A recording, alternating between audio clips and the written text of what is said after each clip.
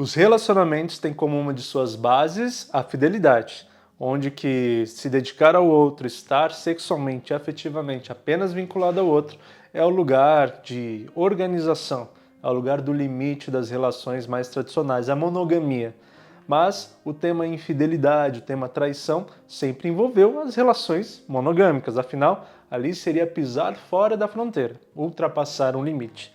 Eu acho que por isso é tão importante a gente entender o que há por trás dessa palavra, da infidelidade, da traição, o que a psicologia pode compreender e refletir sobre esse aspecto. E é isso que eu quero propor hoje. E vamos fazer esse aprofundamento através desses tópicos aqui. Primeiro, como os desejos podem sobrepor uma relação. Depois, a estrutura do indivíduo e o freio da fidelidade.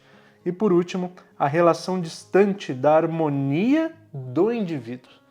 Vamos entender muito bem isso? É um vídeo bastante complexo, mas muito interessante da gente olhar, porque tem muitas coisas importantes aqui que a gente consegue compreender da psique humana. Meu nome é Victor De Gasperi, eu sou psicólogo clínico e escritor. É um imenso prazer te ter por aqui. Como sempre, a forma que você melhor nos ajuda é se inscrevendo aqui embaixo nesse canal e curtindo exatamente esse vídeo. Assim ele pode chegar em mais pessoas. E aqui na descrição tem os links que você pode encontrar nas minhas redes sociais e também conhecer os meus livros. Bom, vamos lá. Para a gente pensar esse vídeo, a gente vai ter que pensar mesmo nas bases mais profundas da psicologia humana, né? Usando todo o nosso arcabouço da psicanálise para pensar como que isso pode se desenvolver. E a gente vai caminhando passo a passo, entendendo cada vez mais, tá? Nosso primeiro ponto aqui é como os desejos podem sobrepor uma relação. Quero dizer, veja que eu já coloco que os desejos existem.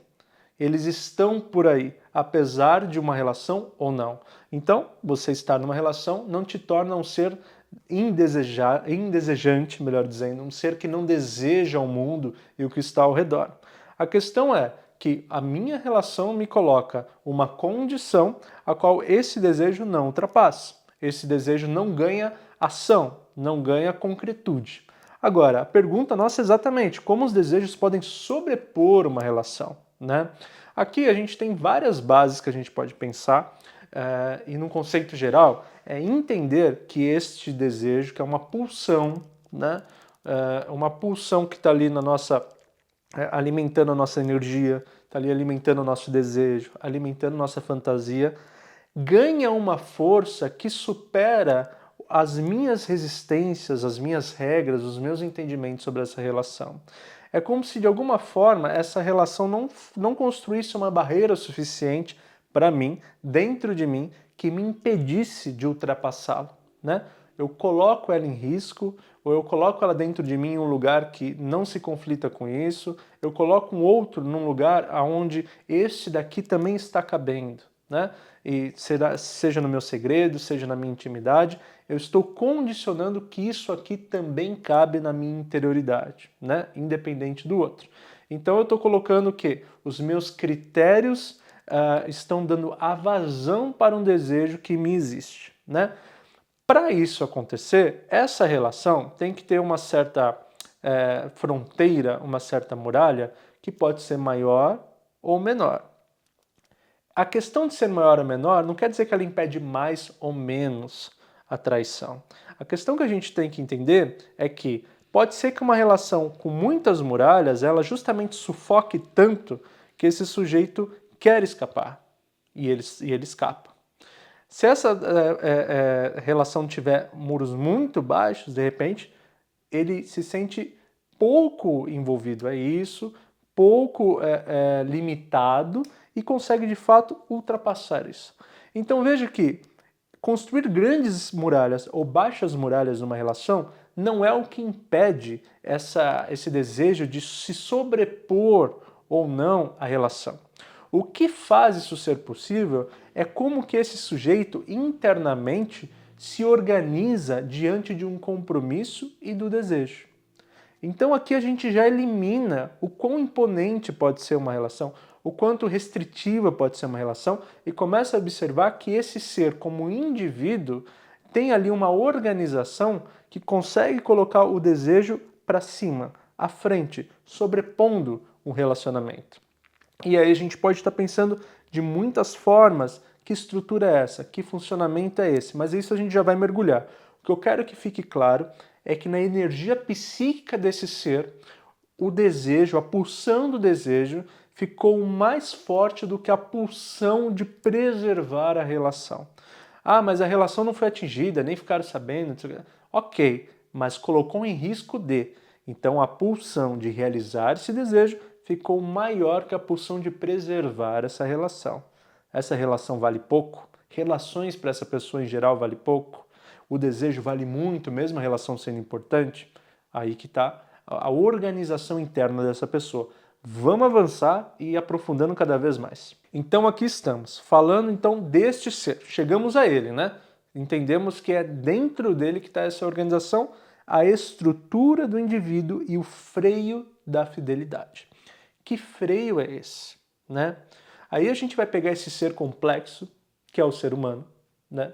Um ser específico aí da sua história, e pensar o que há dentro dele que favorece com que ele pise nesse freio, que mantenha a fidelidade, ou o que há nesse ser que faça ele nem olhar para o freio e pule essa preservação, ou ele até olha, mas mesmo assim vai, ou ele pisa pouco já é suficiente para ele ficar. Veja que complexidade que é. E aí a gente tem que pensar em algumas coisas. Qual é a construção? Primeiro, familiar desse sujeito, o quanto o mentir, né, o não aprofundar ou não se responsabilizar está dentro da estrutura familiar desse ser. Ah, Vitor, mas isso é determinante? Não. Pelo contrário, às vezes, de tanto que olhou para isso, acaba buscando o oposto. Mas também há a possibilidade de tanto viveu isso que acaba buscando o mesmo, tá? Então, sendo um desconforto de uma família desorganizada, o sujeito pode ou fazer o oposto ou reproduzir. Isso vai da personalidade e da historicidade. Mas, pensando nessas balizas todas, a gente sempre olha como que o sistema dessa família funcionou. Né? É uma família que respeitou os papéis, é uma família que mente, é uma família que tira vantagem um do outro ali dentro, né? Não num lugar externo, mas naquele núcleo familiar, né? Como que aquilo ali funciona. E para além disso, então, vamos chegando mais perto desse sujeito. Ele em si, ele gosta dessa relação? Às vezes ele não gosta, mas tem medo do fim. É uma pessoa que não sabe viver lutos, viver fins, então ela nunca terminou essa relação e continua ali, mas está infeliz, né? Ou é uma pessoa que ainda está extremamente infantilizado, ainda no lugar que a gente chama na psicologia analítica de puer, está pueril, que é o lugar da polaridade da juventude muito exacerbada, que é esse lugar da aventura, da irresponsabilidade, da vivência impulsiva. Ou ele já adquiriu o que é a polaridade oposta, também na psicologia analítica a gente vai chamar de senex, uma certa sabedoria, né? O velho sábio, entre aspas, que nisso vai equilibrando. Né? Então, será que ele está pueril demais, ainda muito infantilizado, só vivendo impulsos, desejos? Será que ele não tem condição de se engajar numa relação, de assumir as profundidades de uma relação, de entender que às vezes ele para preservar alguns lugares, ele tem que estar restrito a outros? Será que ele consegue se sentir restrito? Será que ele consegue se restringir? Será que ele consegue entender os valores a qual ele se restringe? Olha que complexidade enorme. Né? Por que eu tenho que abrir todos esses leques? Porque eu não posso dar uma caricatura única, tá? Para você que está me acompanhando. Eu preciso mostrar para você que há muitas possibilidades, mas com essas provocações, se você está pensando em alguém específico, você consegue colocar a sua interpretação aí na personagem certa, tá? Então, aqui na estrutura desse ser, e eu não estou falando uma estrutura patológica, pode ser. Um psicopata da vida não teria medo nenhum de fazer uma traição. Né? Para ele, vai muito bem. Agora, mesmo para quem não tem as patologias, como que essa família dinamiza? Como que essa estrutura dinamiza? Como que esse ser aprendeu a ser ao longo da sua vida? Né? E percebendo que ele não consegue calibrar, de repente, as coisas ao ponto de manter uma relação monogâmica.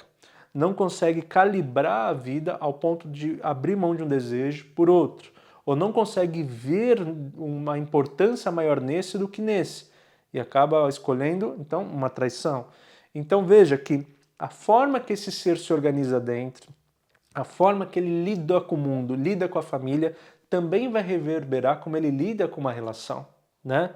É muito difícil você perceber alguém que quer tirar toda hora vantagem de alguma coisa, que engana um monte de gente, e você pensar, não, dentro da relação não faz nada. É muito complexo isso, é muito difícil. Normalmente as estruturas transbordam e se aplicam a todas as regiões, com mais ou menos intensidade. Vamos um pouquinho mais em frente. Aqui, justamente eu quero trazer o quanto que, independentemente dessas dinâmicas todas, a relação, como ela entra na vida dessa pessoa, né? Coloquei aqui, a relação distante da harmonia do indivíduo. Ou seja, a relação está num lugar e a harmonia dessa pessoa está em outro.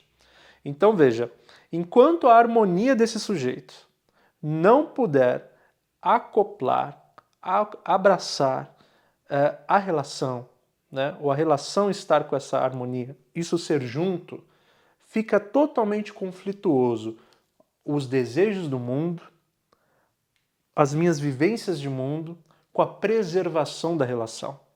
Então, mais uma vez, será que essa pessoa quer estar nessa relação?